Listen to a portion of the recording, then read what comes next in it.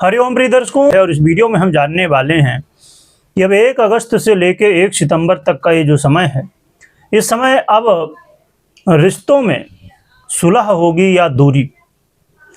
क्यों ऐसा मैं कह रहा हूँ, इसके पीछे क्या स्थिति है, क्या कारण है, ये भी समझेंगे और हमारे जीवन में क्या प्रभाव मिलेगा ये भी समझेंगे। प्रिय दर्शकों, 1 अगस्त को शुक्र का राशि परिवर्तन होने जा रहा है और शुक्र के बारे में मुझे लगता है कि बहुत ज़्यादा बताने की आवश्यकता नहीं पड़ती है, क्योंकि शुक्र वो ग्रह हैं जो कि हमारे जीवन में धन, ऐश्वर्य, सुख, संपदा, लग्जरी, प्रेम, मैरिज लाइफ हो, लव लाइफ हो, रिश्ते हों, इन सभी के अधिपति माने जाते हैं। तो ऐसे शुक्र जब अब नीचत्व को प्राप्त हो रहे हैं, अपनी नीच की राशि कन्या राशि पर गोचर करेंगे, यानी आपकी ही राशि पर शुक्र महाराज का गोचर काल शुरू होने जा रहा है। शुक्र का ये गोचर काल कन्या राशि वालों के जीवन में क्या प्रभाव डालेगा ये समझेंगे। देखें तो शुक्र आपके द्वितीय भाव और आपके जीवन में कर्म का भी आधिपत्य ही रखते हैं। तो ऐसी स्थिति में शुक्र का गोचर काल आपके लग्न भी ही हो रहा है, यहाँ पर क्या प्रभाव होगा। और देखा जाए तो एक स्थिति यहाँ पर जरूर बन रही है कि कहना चाहिए कि इस समय वर्तमान में जो देवगुरु बृहस्पति की कृपा है वो आपको प्राप्त हो रही है। बहुत अच्छी स्थिति है देवगुरु बृहस्पति की, और बुध की स्थिति में भी अभी बहुत बढ़िया है, जो कि आगे जल्द ही आगे बदलने वाली स्थिति, पर अभी स्थिति बहुत अच्छी है। तो ये कई कारण हैं और जो कि यहाँ पर सहयोग करेंगे, पर फिर भी बुध की जो स्थिति, शुक्र की ये जो स्थिति है, ये कहीं ना कहीं प्रभाव अपना दिखाएगी, क्योंकि वो नीचत्व की स्थिति का यहाँ पर ये प्रभाव है जो कि शनि से दृष्ट भी है। तो वो अवस्था है जहाँ पर सबसे खराब फल माना जाता है ज़्यादातर स्थितियों में से, अवस्थाओं में से। तो आइए जानते हैं कि ऐसे शुक्र अब क्या प्रभाव देंगे। लगभग 1 महीने का इनका गोचर काल रहेगा। ये समय होगा जब आपको अपने स्वास्थ्य का ध्यान रखना है। आपको किसी भी तरह कोई भी स्थिति हो तो वाणी में संयम रखिएगा। किसी से भी हो बात विवाद नहीं करना, लड़ाई झगड़े नहीं करना, मिलजुल के रहना है। किसी को कुछ बोलने से पहले बहुत सोचिए समझिएगा। मैरिज लाइफ में भी ध्यान रखिएगा। और इसके अलावा आपको अपने करियर में सतर्क रहना, विपरीत के प्रति आकर्षण में नहीं जाना, या किसी भी तरह अन्य कोई ऐसी प्रक्रिया या कोई भी ऐसी क्रिया, ऐसे कर्म नहीं करने जिसकी वजह से आपके जीवन में, करियर में कोई दिक्कतें आए। हाँ, जो लोग नौकरी के लिए प्रयास कर रहे हैं उनके लिए ये थोड़ा सा मुश्किल दौर हो सकता है।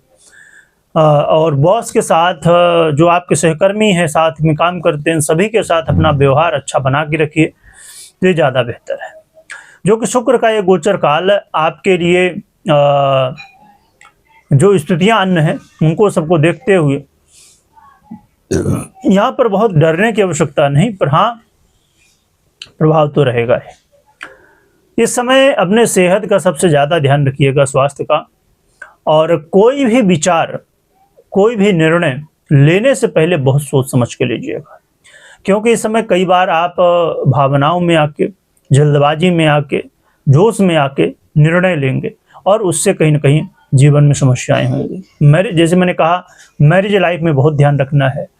मैरिज लाइफ में किसी तरह वाद विवाद से बचिए, आरोप प्रत्यारोप से बचिए, शंकाओं से बचिए और अपने रिश्ते के प्रति पूरी तरह समर्पित रहिए। क्योंकि ऐसी स्थिति में जब शुक्र की जो स्थिति है, ऐसे में कई बार रिश्तों में दूरी बन जाती है, रिश्तों में अलगाव की स्थिति बन जाती है। और यदि खासकर कुंडली, पर्सनल कुंडली में शुक्र की स्थिति बहुत पीड़ित अवस्था में हो, ऐसे में दशा इत्यादि भी चल रही हो, तो इसका जो प्रभाव है और अधिक देखने को मिलने लगता है। तो इसलिए आपको बहुत सावधान रहना है। यदि आपकी कुंडली में शुक्र नीच अवस्था को प्राप्त है तो आपको विशेष रूप से सब चीज़ों को देख समझ के और फिर निर्णय लेना चाहिए, और क्या उपाय करना है पर्सनल कुंडली के अनुसार जानना समझना चाहिए। तो ये जो गोचर काल शुक्र का है, ये अच्छा, बहुत अच्छा नहीं है। पर हाँ, देवगुरु बृहस्पति की स्थिति जैसे आप कुंडली में बहुत अच्छी है, आपके लिए सहयोगी है, तो डरना नहीं है, पर ध्यान जरूर रखना है सभी चीज़ों में।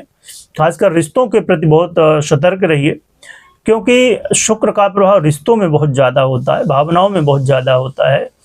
तो यहाँ पर इसका प्रभाव सबसे ज़्यादा शुक्र का प्रेम में, मैरिज लाइफ हो, लव लाइफ हो, या अन्य किसी भी रिश्ते में, प्रेम में, ये चीज़ें ज़्यादा हो जाती हैं। शुक्र का प्रभाव जो कि अन्य क्षेत्रों में भी होता है, पर ये ज़्यादा प्रभावित करता है। तो ये आप ध्यान रखिएगा। और देखिए, कई बार हमारी माताएं, बहनें, आज के समय में सभी भाई लोग भी एक होड़ लगी होती है, और आज के समय में और भी बहुत ज़्यादा ये होड़ होती है कि हम अपने आप को बहुत सुंदर दिखाने के लिए, हम अपने आप को कई बार गोरा बहुत ज़्यादा दिखाने के लिए, या दुनिया भर के आज की चीज़ें हम कई बार देख देख के एक दूसरे का सोचते हैं चेहरे में हम ये इस्तेमाल करें, वो करें, ऐसा करें, वैसा करें। ये सब चीज़ें जो कि भगवान ने जो दिया है उससे ज़्यादा कुछ होता नहीं है, ठीक है। जो है भगवान ने दिया, उसके अलावा कुछ भी ऐसा नहीं है कि आप ऐसा करेंगे तो बहुत कुछ बदल जाएगा।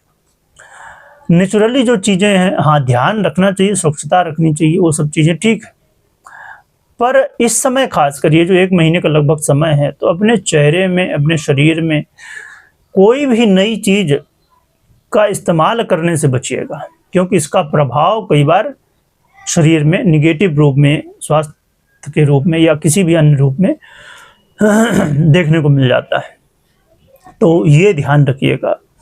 तो शुक्र कुछ ऐसा प्रभाव हमारे जीवन में इसमें अब 1 महीने के लिए लगभग देने वाले हैं। यहाँ उपाय की हम बात कर लेते हैं कि क्या उपाय करना चाहिए। तो इस समय आप अपने कुल देवी की आराधना करिए। कुल देवी और कुल देवता होते हैं, जानते ही होंगे, नहीं जानते हैं मैं, जो कि कई बार पहले भी चर्चा कर चुका हूँ इसकी, कि कुल देवी देवता का पता जरूर करिए और उनकी आराधना करिए, सेवा करिए। जो भी नियम है, हर कुल में कुल देवी और कुल देवता होता है, और इनकी पूजा आराधना बहुत आवश्यक होती है।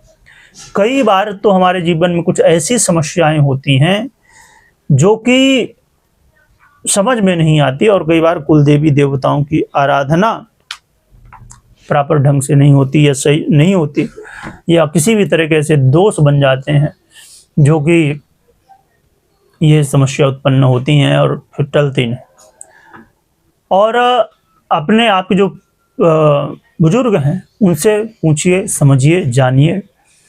और नहीं पता, जब तक नहीं पता तब तक माँ जगदम्बा की आराधना कर सकते हैं, या कर सकती हैं, क्योंकि माँ जगदम्बा आदि हैं और आदि शक्ति हैं ये। तो इनकी आराधना करने से जीवन में, और हाँ ये जरूर है कि मन में हमेशा ये भावना जरूर रखिए कि आपकी जो भी कुल देवी हों, देवता हों, वो कृपा करें, आशीर्वाद मिले आपको।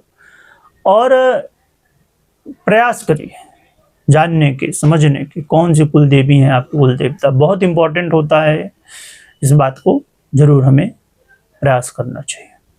तो आपकी यदि कुल देवी पता है तो उनकी आराधना करिएगा, जयकारा लगाइएगा, बताइएगा कि कौन सी कुल देवी आपकी हैं और कुल देवता, यदि आपको पता है, जिससे समझ में आएगा कि हाँ आप कितने लोग जानते हैं अपने कुल देवी देवता।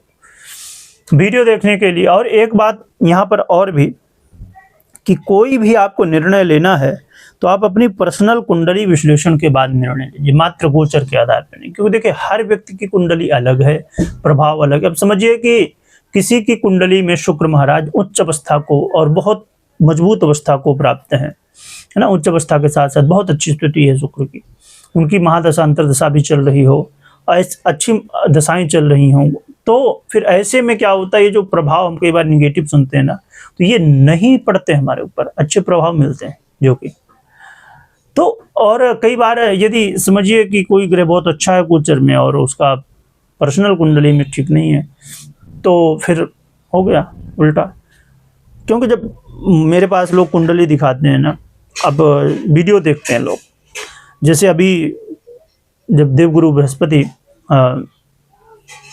जून में मीन में ये कर्क राशि में प्रवेश की, बहुत अच्छी स्थिति है। तो लोगों ने सुना जाना अलग अलग जगह से, तो लोग कुंडली विश्लेषण कई बार करवाते, गुरुजी हमने तो सुना है वीडियो में कि ऐसा ऐसा होने वाला, बहुत अच्छा है, तो क्या हमारी कुंडली के हिसाब से कैसा? पता चला गुरु ऐसी अवस्था में है कि अच्छे रिजल्ट नहीं मिल रहा है। तो इसीलिए मैं हमेशा कहता हूं कि पर्सनल कुंडली विश्लेषण के बाद ही निर्णय लीजिए, मात्र गोचर।